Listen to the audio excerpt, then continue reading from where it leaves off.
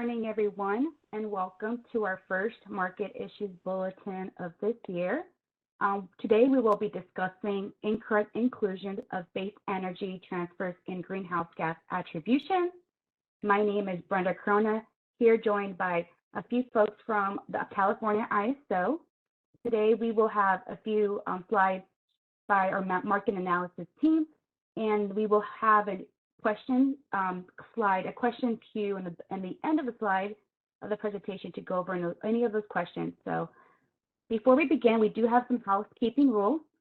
This call is being recorded and for informational and conveniences purposes only, and it will be posted publicly on the website under miscellaneous meetings, where all this presentation is also posted. Any related transcriptions should not be reprinted without the ISO's permission, so make sure you don't do that. And then meetings are structured to stimulate dialogue and engage different perspectives. So for this hour meeting, please keep comments brief and short, and if you have any questions, like I said, we will go at the end of the presentation and go over those. Instructions to raising your hand is that if you're connected via audio WebEx, you will locate the raise hand icon above your chat window. That will let us know that you would like to ask a question. And then if you're dialed in through the phone, press #2. Before speaking, make sure you state your name and affiliation before making a comment, as well as those chat questions submitted. Please add your company's name so we can know who's speaking. But if you all encounter any technical issues, please send them over to myself and my event producer, Michelle, and we will be able to mitigate those technical questions you may have. And today, I'll go ahead and introduce Kevin Head, who will be going through most of these slides, and he'll go over today's agenda. Kevin Head, are you there? Hey, Brenda. Cool. Well, thanks, Brenda, and thanks, Michelle, for getting things started. My name is Kevin Head. I'm in the market analysis group at the ISO. I'm joined by a few of my bosses, as well as some folks from our legal and settlement and policy teams. I will go ahead and just read this agenda quickly. We'll start with just a brief summary of the market issue, then go into some background, which will help set the stage for describing the market issue. We'll then go about talking about the market impacts of that issue and turn to the remedial actions that we have considered so far. And then I'll ask for folks to just hold their questions until the Q&A portion, just so we can get through the first spiel. It should only take 15, 20 minutes to get through. So the next slide has a summary of the issue. We identified an issue in the Western Energy Imbalance, or EIM, real-time transfers. This issue started in April of 2021 and fixed in January of 2022, so about 10 months there. The issue specifically was that the real-time market, both the 5-minute and 15-minute market, incorrectly attributed base energy transfers to EIM participating resources serving demand in California. And I'll go into a little bit more about what this is in later slides. We published a market issues bulletin at the link here. You can find it on the ISO website. This is a process that we used to do more in the past and are sort of revising it for this particular issue, just because it's something we wanted to make sure was discussed publicly. And the paper has more details about the issue and the background. The estimated settlement impact is approximately $11 million. You may have seen in previous presentations that we had a number around $12 million. We refined that number down to closer to 10.8 or $11 million. We fixed the software issue that was causing this problem back in January of 2022. And after evaluating several different remedial actions, we proposed to not pursue any sort of active remediation for the period impacted. And we'll get into the rationale for why this is and look forward to stakeholder feedback on that. The next slide has some background, which I hope will set the stage for talking about the market issue. So the real-time market, the EIM, calculates optimal energy transfers between balancing authority areas that participate in the EIM. And these transfers are relative to base energy transfers, and I'll go into what that means in a little bit. If the optimization results in a net EIM import transfer into California, the real-time market will take that transfer and attribute it to individual participating resources in the EIM based on greenhouse gas bids or greenhouse gas bid adders that the scheduling coordinators voluntarily submit for their resources. If the resource receives a real-time greenhouse gas attribution, it means that the resource is considered to have served demand inside of California. That information is then used by the EIM participating resource scheduling coordinators to report their electricity imports into California to the California Air Resources Board. The next slide, we talk a little bit more about what these base energy transfers are. So as I mentioned, the EIM calculates optimal transfers, but those are sort of relative to base energy transfers. And base energy transfers are transfers between balancing authority areas that participate in the EIM that are submitted as base schedules, and so they're not optimized. They're instead, done in typically the day-ahead time frame, and are considered fixed hourly schedules between the balancing authority areas. The base energy transfers are treated a little bit differently in how they're reported to the California Air Resources Board, and because of that, they should not be considered in the calculation of the total megawatts eligible for greenhouse gas attribution through the EIM. The next slide shows basically that for the impacted period, we were including, the real-time market was including the base energy transfers associated with LADWP's balancing authority area. That's the Los Angeles Department of Water and Power, which is a EIM balancing authority. And so we were including approximately 1.1 million megawatt hours of base energy transfers in the eligible megawatt hours for attribution through the EIM. And we identified this issue once a market participant observed some high settlement uplift amounts, which triggered an investigation on our side, ultimately determining that the base energy transfers were the source of the issue. And the punchline here is that the incorrect quantity of eligible transfers means that there was an inaccurate amount of greenhouse gas attributions to EIM participating resources. The next slide has a little bit more about the impact of this. So because we had the inaccurate greenhouse gas attribution quantity, there was an impact to the marginal greenhouse gas clearing price and the associated locational marginal prices. So the marginal greenhouse gas clearing price is a result of the real-time market, and it's basically the marginal greenhouse gas bid adder, and it's the price associated with that marginal bid adder, and it has an impact on the locational marginal price because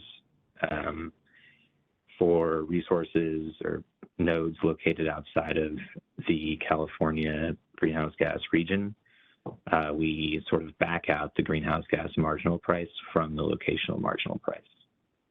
And of course, because it affected prices, the issue affected prices, it also affected the energy settlement and the greenhouse gas obligation settlement. The way that manifested, or one way that it manifested, was that there was approximately $11 million of a neutrality issue that was sitting in an offset account, which is, we call it the system real-time imbalance energy offset account. And that $11 million was driven basically by the discrepancy between the greenhouse gas obligation quantity from the market, which, as I mentioned, included the base energy transfers, and the greenhouse gas obligation quantities calculated in the settlement systems, which did not. So that drove the sort of accumulation of funds into this system real-time imbalance energy offset account. The next slide has a little bit more detail as to the distribution of this $11 million. As I mentioned, previously we had reported around a $12 million impact, and we, refined that number to be more accurately described as around $10.8 million. So you see here that the amount of money in this offset account that I mentioned was allocated to a number of WEIM balancing authority areas, including the California ISO balancing area. And the way that it was distributed is based on each BAA's pro rata share of total measured demand. And by measured demand here, we mean, load plus exports. And, we wanted to highlight that really the impact is distributed across a number of different balancing authority areas. We didn't include the specific names of the balancing authority areas just because, we treat settlement amounts with each EIM entity as sort of proprietary commercial information. So, after we had identified the issue, the next slide talks about some of the proposed remedial actions that we considered. And I'll run through the advantages and disadvantages of each one of these. So to start, the next slide has the first remedial action that we reviewed, which was the market rerun. And this would be basically to rerun the real-time markets, the 5-minute and 15-minute markets, for each interval between April 1st and January 27th, 2022. The advantage to this is that it would result in really the most accurate settlement, because we would be recalculating the greenhouse gas marginal price and thus the locational marginal price, as well as having a more accurate number for the greenhouse gas attribution megawatts. The downside is, when we go into rerun the market, it could result in different dispatches for the resources. And these dispatches naturally will be inconsistent with the meter data that tracked the dispatch of the resources that resulted from the original market run. And so this would make it more challenging for market participants to validate any payments or charges that they incur because they could be inconsistent with their meter data. It would also be a very, high administrative burden for the California ISO. As far as I know, I don't think we've ever done something like this, at least for the impacted time frame, almost a year. And another tricky thing about this is that the market software has undergone several updates since April of 2021 due to new functionality being added to the market. And this could have, create more discrepancies beyond just the ones that would arise because of the base energy transfers. So that just makes it difficult to rerun the market. The next action we considered is on the next slide, and this would be to revise the greenhouse gas bid stack.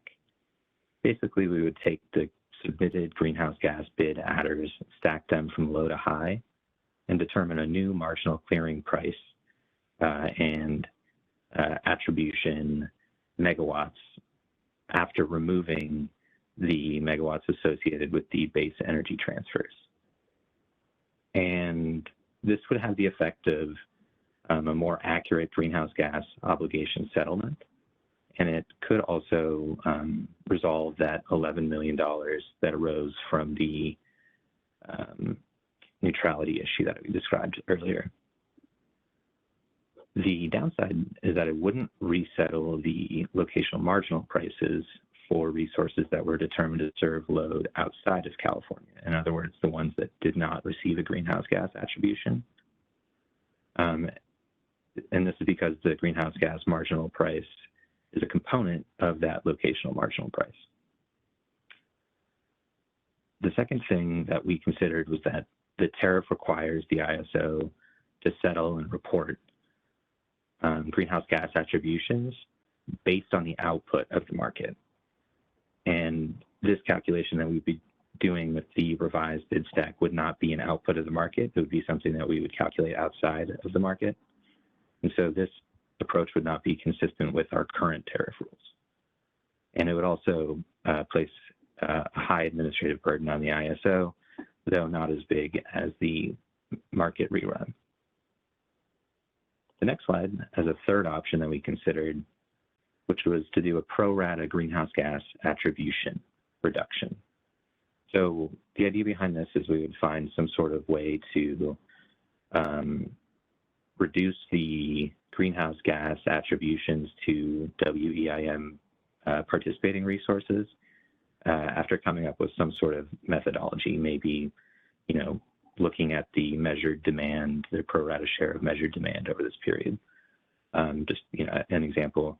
And then we would remove the, on a pro rata basis, the base energy transfer megawatts associated with LADWP's balancing authority area. So the pros to this would be, once we come up with that pro rata reduction methodology, it would be relatively easy to implement.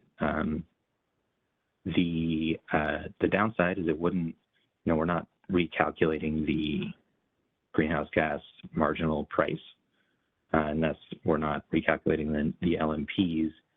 And so, this might not resolve that pricing issue.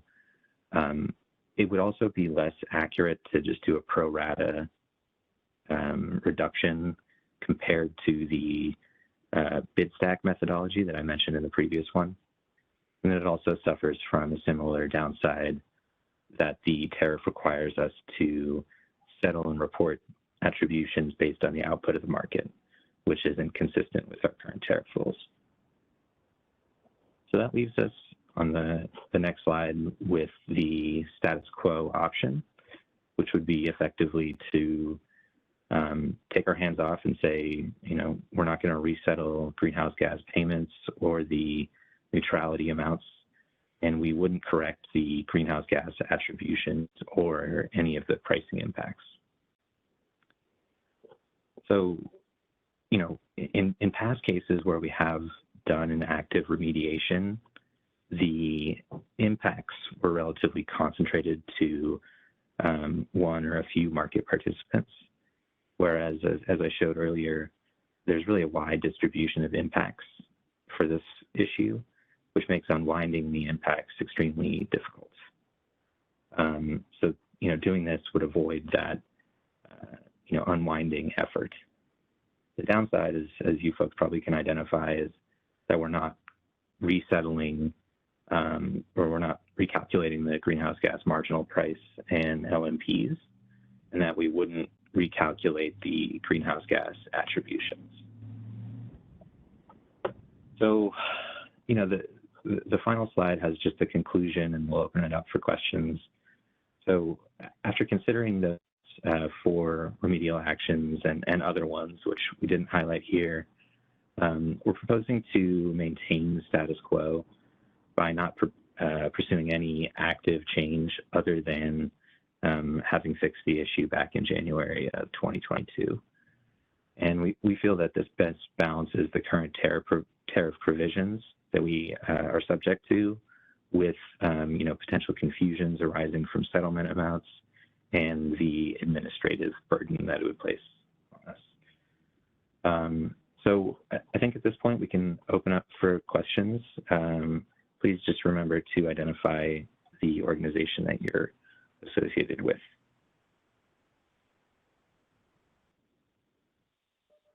Thank you, Kevin. So the first question we have is from Bonnie Blair. Let's go ahead and unmute your line. Reminder, state your name and affiliation. Hi, this is Bonnie Blair. I represent the Six Cities group.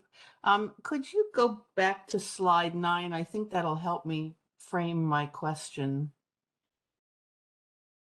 So this describes the impacts of the error. And the first two are the impact on the marginal GHG clearing prices and LMPs, and then the energy settlement and GHG obligation settlement. And then the next line says it also resulted in approximately 11 million of a neutrality issue. And my question is, does the $11 million include the impacts on the marginal GHG clearing prices and the energy settlements, or is that in addition to those first two types of impacts? And then if the answer is that the $11 million offset issue is in addition to those first two types of impacts, can you provide even a ballpark estimate of what of the dollar value of the first two types of impacts?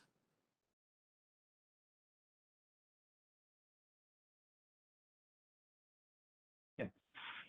So I can respond to the first one. And I might turn it over to one of my colleagues from settlements. But the $11 million is just the neutrality issue, so it doesn't include the impacts of the different prices, the greenhouse gas clearing price and its effect on the LMP, nor does it factor in the I'll just say that it doesn't factor in the greenhouse gas marginal price impact. In terms of the could we ballpark it? I'm not sure. I don't want to speak without knowledge, but it's something that I can take back to the team, or if anybody wants to weigh in on it, who's currently on the line, they can feel free to do so.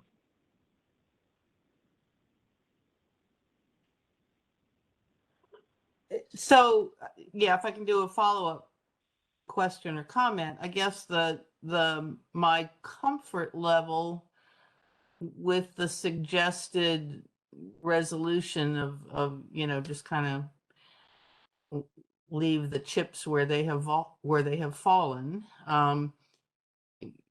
is somewhat dependent on what those other impacts were, because let me ask it as a question.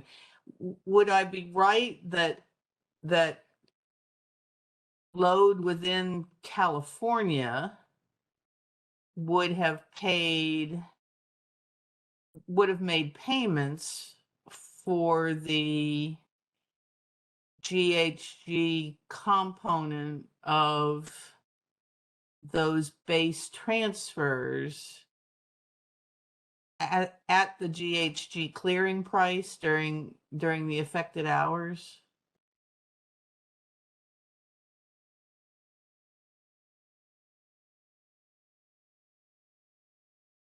Give us just one moment while we talk internally about that. Let me just confirm.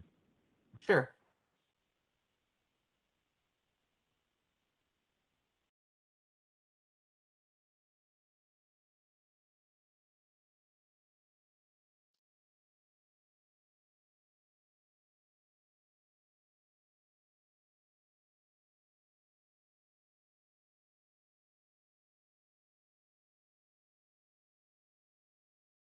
Hi, Bonnie. This is Guillermo. Can you hear me okay?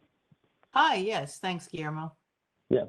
We understand the complexity of this, and we have tried to come with all the assessment that is reasonably feasible to implement and be able to give you a broader picture of the overall aspect of the issue that we are dealing with. I think we have come with this estimate of the neutrality because it's something that we can reasonably estimate and ballpark. Going to deeper and more complex interactions, like trying to assess the implications of the prices, the GHG marginality, and so on, would effectively require us to somehow implement the process that would require to do the cleanup in order to be precise, right? In order to determine what would have been the price, we have to be able to derive a new price under the right context. And effectively, that would require us to do the work that we know is not feasible to do. So this is a catch-22 because we would love to be able to come with some estimate that is reasonable to reflect and capture the essence of the problem. But the administrative burden just to come with that estimate is as much as actually doing the calculation and the cleanup. And that is one of the complexities. We really don't have any good way to come with that counterfactual analysis unless we actually implement it. And we know that it's not going to be something feasible to do for a period of 8 months, every single interval for 2 markets. And this is the challenge that we have.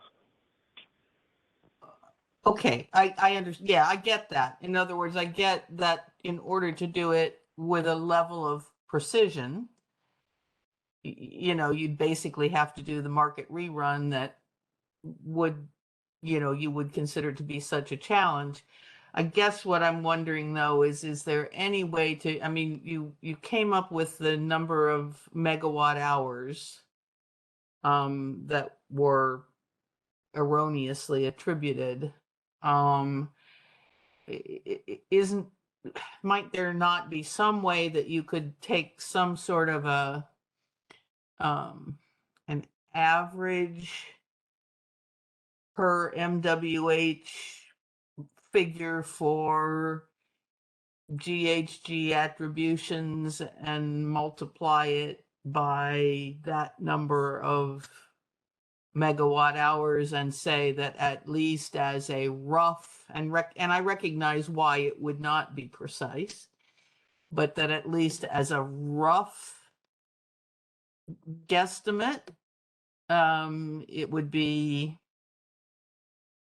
X million dollars more, you know, than just the neutrality impact. I mean, in my mind, it would make a difference whether that X million dollars would be, you know, $5 million or $10 million versus $100 million.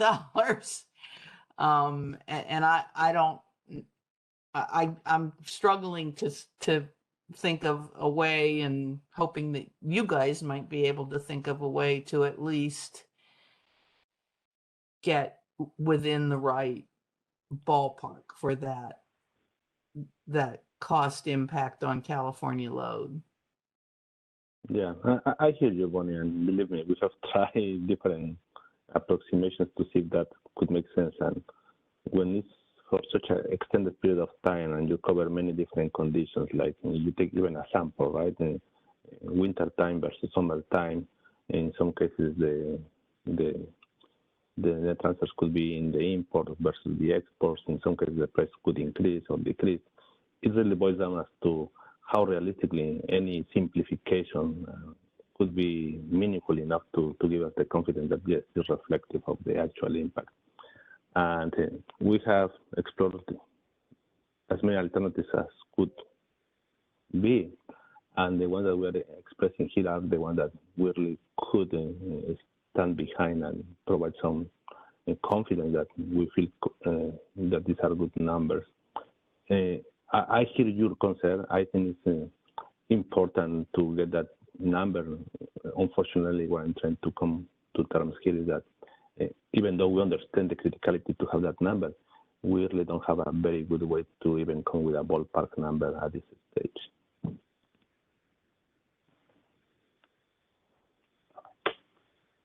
Oh, okay. Thanks, Guillermo. That answers the question. I don't know that it leaves me satisfied, but it answers the question. Thank you, Bonnie. Great. Next, we have Kelly Wells. Your line is unmuted. Please make sure to introduce yourself and your affiliation. Hi, it's Callie Wells with WPTF. Actually, leaving it on slide 9 is perfect. I have a couple questions. I first want to make sure I understand the impact on the imbalance energy offset account first, so I can understand kind of all the factors that played into this. And then I had a quick question on the interaction with the GHG obligations and how they're being reported to CARB. So on this slide, am I correct in understanding that the real-time imbalance energy offset uplift account, the increased uplift that had to be charged to load is because there was a difference in the revenues that the CAISO collected for the GHG obligation transfers in, because it was only looking at the imbalance transfers and didn't include the base schedule transfers, but they paid resources outside the CAISO BAA, the ones that were attributed to GHG that did include the base transfer amount. So you're paying more megawatts to resources outside California ISO that were attributed, but only collected whatever was based on the imbalance transfers. Am I understanding that interaction correctly? Hey, Callie. Yep. This is Kevin Head. I believe that's right. Yeah, in my mind, it's the discrepancy in megawatts that you described. But Luis, if I'm off base, please correct me. Yeah. Hi. Good morning. This is Luis Cantos from Settlements. I'll try to address this question. It's it's obviously a complicated question in terms of how the impact actually facilitates itself in the system RTIO charge code. But I'll try my best to kind of simplify my answer, and hopefully this kind of gives some light to your question. So on a very high level, the purpose of the offset charge codes is basically to address any pricing differentials between markets, right? So for instance, if the supply resources are getting paid in the RTD market, and then in UIE we charge load and the prices are different, that is basically what we're trying to resolve in these offset charge codes. However, in what's happening here is it's no longer pricing differential, rather megawatt quantity differential, right? So we're having calculations, basically what we receive from the market, which is the GHG obligation that includes the base transfers that aren't supposed to be included, versus what the quantities that we actually calculate in settlements. So what happens is, because we have that inconsistency from an EIM individual bubble perspective, we're basically carrying over these inconsistencies or imbalances from the area where the base schedule was calculated incorrectly, and this trickles down to system RTIO. So when it trickles down to system RTIO, we calculate basically that imbalance megawatt quantity multiplied by whatever the GHG price adder is, and then from there on, that's basically your 11 million, and that's being distributed like what Kevin mentioned earlier, to basically measure demand across the whole WEIM area. So it's not necessarily, certain resources getting paid, although obviously that's part of the entire calculation, but it's a little bit more complex than that, and it's really difficult to kind of pinpoint or kind of illustrate that to be in a simple manner. It's more complicated than that, but hopefully my explanation kind of brings light to that question.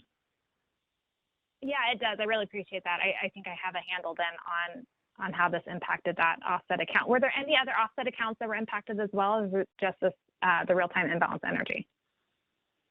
Just the real-time imbalance energy. So, any transfers between, I should say all the transfers between your dynamic transfers and static transfers are basically fall through the financial value transfer calculations. They're not financially binding, so we don't have congestion and loss calculations for it.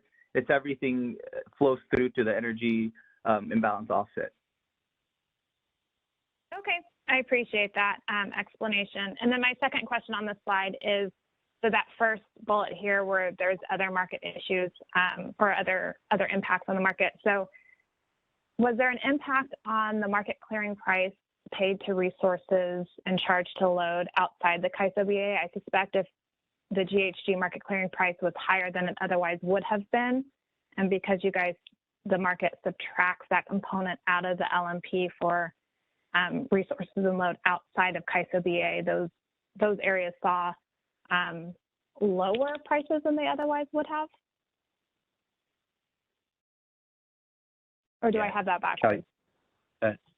That's correct, with one caveat that it wasn't always the case, though it was most often the case that the prices would have been, the greenhouse gas marginal price would have been higher than it would have been that the greenhouse gas price was higher than it would have been had we not included the base transfers in the attributable megawatts.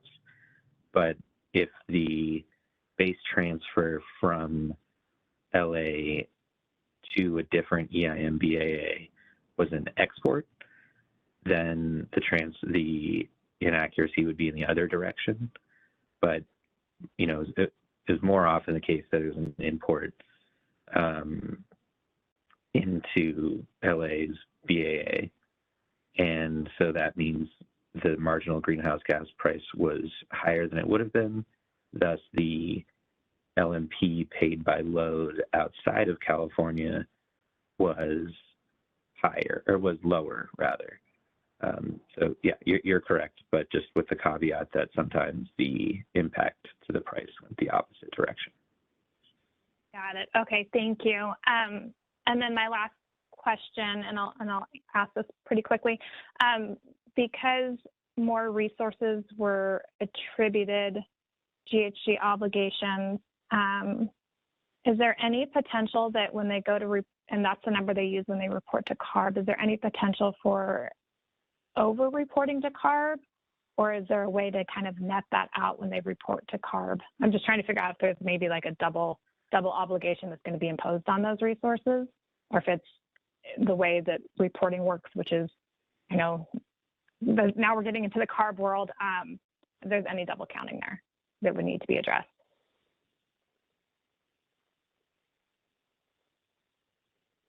This is Kevin again. I want to be a little cautious about CARB reporting because there's an interaction between us and CARB, and CARB has already made some public announcements about how they're going to treat this particular issue, and I don't want to misconstrue those statements that they've made. So I personally can't answer that, but if someone else from the team feels that they can a bit more eloquently than me, I'd definitely give them the chance to do so now. Yeah, and no worries. I know this kind of bleeds over into the CARB world, so that's fair point. If you know, if you can't answer, I can go dig into what they've posted publicly on this.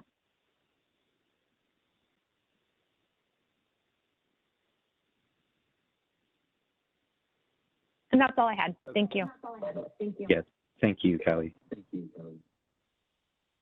Thank you. So next we have Cindy Parsons. Your line will be unmuted. Hi, this is Cindy Parsons with Los Angeles Department of Water and Power. Can you all hear me? Hi, Cindy. Yep. Hi, Kevin, and thank you so much for the explanation. I do have 3 concerns, and thank you, Callie, for the segue into the CARB reporting concerns. So the first concern is that this error affected the January 2022 data, and the 2022 GHG emission reports are due to CARB in about 3 months, or on June 1st of 2023. So the CARB regulation requires that any correctable errors be fixed in the GHG emission reports. So it seems that the right thing to do here would be to fix the error at least as far as the January 2022 data is concerned. Of course, the 2021 data, that's possibly a different story, but it would also be nice to fix that as well. And then the second concern with the not fixing the data is that the GHG data that's reported to CARB is using California's GHG emissions inventory. And so if those deemed delivered imports to California were inflated for 2021, that will affect the California GHG emissions inventory for 2021. And as you know, California is trying to reduce its GHG emissions. So that runs contrary to the state goals. And then the third concern I have has to do with the EIM outstanding emissions.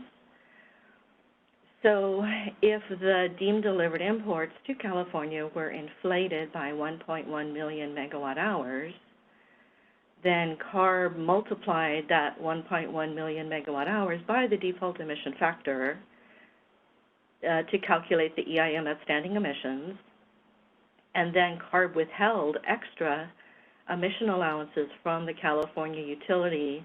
I believe it was the 2023 allowance allocation to cover that inflated EIM outstanding emissions. And so, in effect, the California utilities have lost allowances that, under normal circumstances, we would have received.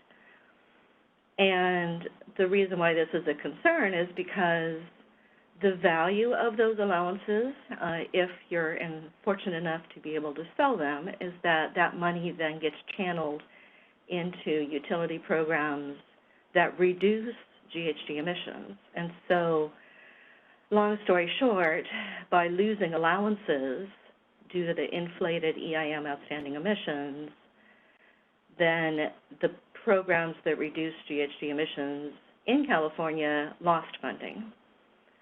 So I don't know if you can respond to those concerns, but would certainly appreciate any attempt you can. Yeah, thanks, Cindy. So just to summarize that I have the questions written down correctly, I think, yeah. So the first one is, because the issue spanned into 2022 and the reporting for 2022 is due in the coming months, it's not clear how those should be reported. And then the second was that if we look at the greenhouse gas emissions inventory, that might be potentially inflated for 2021 because of this issue. And then third would be the EIM outstanding emissions calculation would also be impacted, and that has, downstream impacts on the allowance allocation and the funding that it provides. So, I can't answer those points, but we do have somebody from the Air Resources Board who's on. This is Ryan Shalland, and I'll let him introduce himself. But Ryan, would you be able to weigh in on this, please? Thanks, Kevin. Yeah, this is Ryan Shalland from the California Air Resources Board. I'm a manager in the group that handles the reporting and verification of greenhouse gas emissions to us, including from electricity importers. So I'll take, I think, a few of those, and I'm sure I'll miss one or two and may not be able to speak to all of them. For the 2021 emissions data year, so to the extent that this issue impacted deemed imports in the 2021 calendar year, CARB sent out an email on June 16th, 2022, basically explaining that we were aware of this issue, that we were in conversations with staff from the California ISO, and that at that point we did not have any other alternative data. So we basically instructed all EIM participants who report pursuant to our regulation to report the deemed imports that they had available to them through CMRI and other data sources in CAISO. And so that data was verified on August 10th of 2022. And so, we consider that that data was all reported correctly if it was reported consistent with what data was available through CAISO at the time. The process to make any changes to those would be very complicated and time consuming and likely a non-starter from the perspective of the cap and trade program where, allowances were acquired and retired, since then.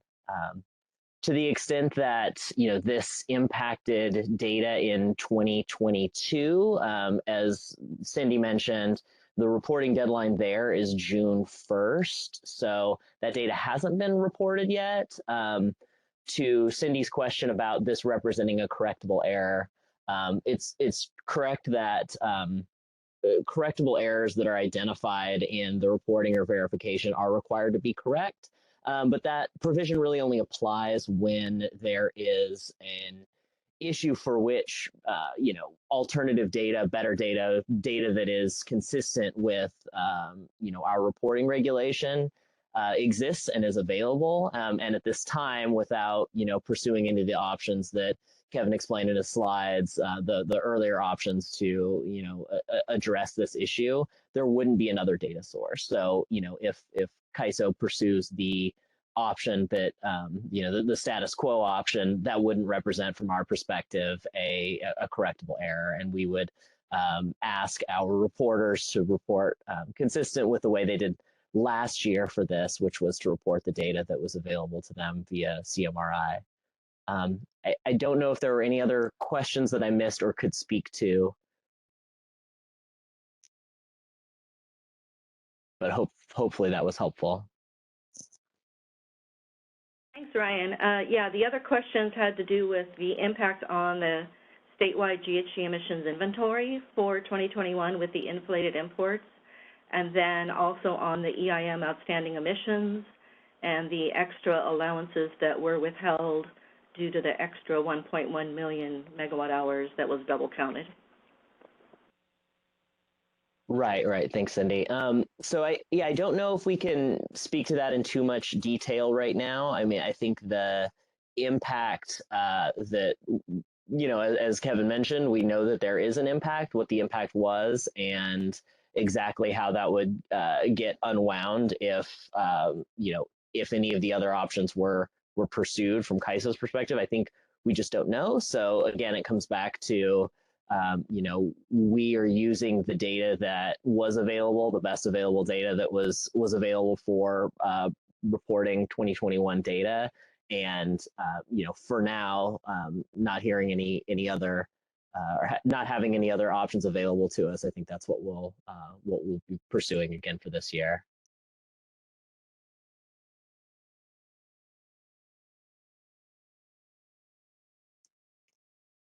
I'm sorry. I'm asking my team on chat if they have anything else to add. I think I'm the only individual from CARB here on the panel. Well, I appreciate the responses. Not really satisfactory, but definitely would encourage CAISO and CARB to consider pursuing one of the other options to try to make this right. And I'll leave it with that. Thank you, Cindy.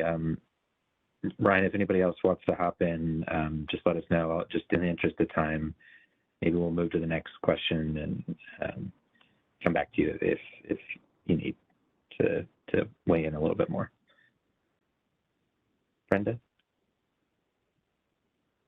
Yeah, our last question in queue is Anu Shani. So please introduce yourself as well. Sure. Hi. Yeah, this is Anu Sani from Los Angeles Department of Water and Power. Brenda, can you please confirm if you can hear me? Hey, Anu. Yes. Yep. Okay, Kevin. Thanks.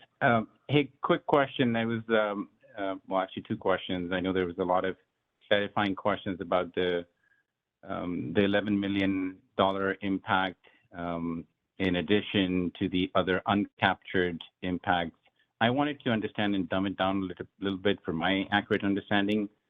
The allocation under the RTIEO charge the real-time imbalance energy offset charge, that happened to all EIM entities, not only just the California EIM entities. That's right? Yeah, that's correct. And these are, and I want to make sure I understand, these are all credit back to these entities. These are payments to these 16 entities, right? On net, yes, that's correct. But there could have been days and intervals when the offset account was off in the opposite direction. I believe, Luis, correct me if I'm wrong. But I think you're right on net. That's the correct answer. That's correct. From an interval by interval basis and a daily basis, it could obviously vary depending on the direction for that specific day. But if that's from a net perspective, that's correct. Okay, thank you. One more question, Kevin, I had was in regards to option 3 and 4, I believe, in the bulletin, but it might be option 2 and 3 in your presentation. So one of the disadvantages that lists there is the tariff. I'm sorry, it says this approach is not consistent with the current tariff rules.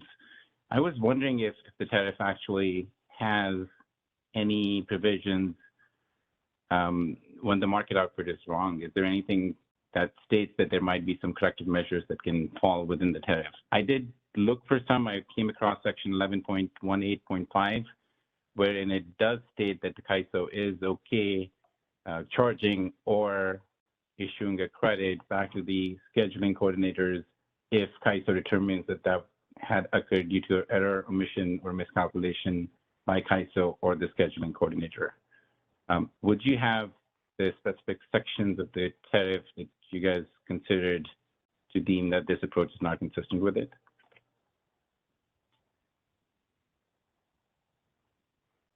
This is Kevin again. Thanks for the question. I'm just a wanderer in the realm of tariff. So I might refer this question to my colleague, Andrew, if he's able to comment on this. Yeah, hi, this is Andrew Ulmer with the California ISO. Thank you for the question. I think the references in the presentation, the concerns about, a different settlement approach, if you will, being consistent with the tariff, rise from the provisions in section 2932 and subsections there, where it describes how we calculate the GHG marginal price and based on real-time optimal transfers to serve demand in California Balancing Authority areas. I don't have a specific subsection, but that's essentially, if we're going to take a different settlement path, the question is, is that consistent with our filed rate? And if it's not, we'll have to think and reflect on what steps are necessary to get the authority to take that path. And I think the question raises a good point, which is that maybe there is some language in the tariff that would serve as some sort of foundation to explore that additional authority. So it's something we'll look at. Okay, thank you, Andrew. Yeah, I would suggest section 11.18.5. And then one more question, Kevin. I think it listed out that at least in the bulletin, that some regulatory authorization may be needed to pursue one of these actions. Do we know what that means? Are we looking for some sort of a directive from the regulatory agency, or because I think, it's understood by everyone, right, that there was an error, and I thank CAISO for actually looking down the hole and trying to at least figure out what, in terms of megawatt hours at least, how much that error equates to. So there's been a lot of work that has already been done trying to figure out why are we not going the extra mile to try and make sure that we do the right thing here.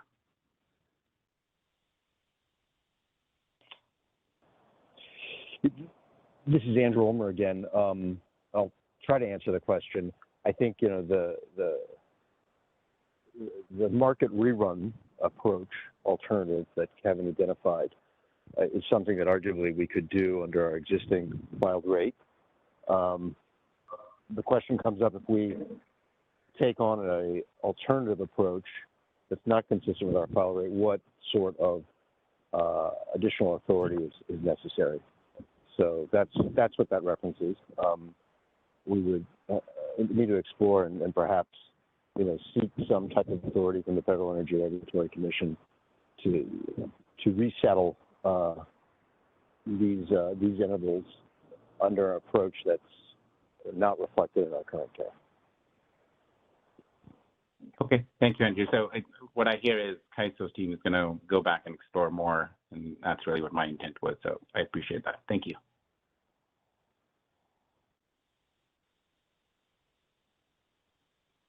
Thank you, Anna.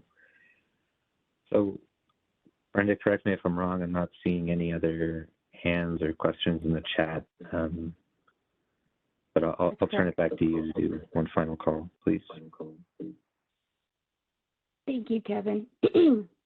So I don't see any questions in the chat or in the queue, but we are going to be closing the call momentarily. But if you do have any questions, feel free to send them over to ISO Stakeholder Affairs at CAISO.com. But I do see Bonnie, who just raised her hand. Bonnie, just keep in mind we are ending the call pretty soon. So please, if you can, keep your comment short. So go ahead. Michelle, unmute Bonnie. Hi, thanks. Just a quick question. Are you going to be accepting comments on the proposed resolution of this?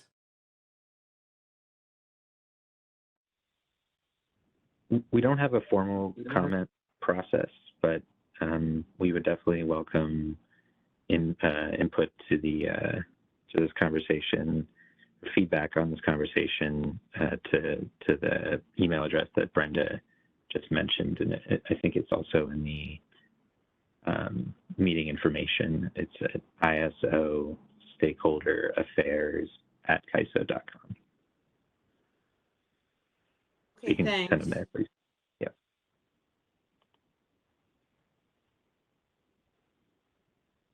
Thanks, Bonnie. Thank you, Bonnie. Oh, thank you, Kevin. So thank you, everyone, for joining our call. We will go ahead and close the call, and then we will post the recording on the miscellaneous section where this report is posted on Market Issues Bulletin. So I can go ahead and pass it on to Michelle, my event producer, to close this call. Thanks, everyone. That concludes our conference. Thank you for using Event Services. You may now disconnect.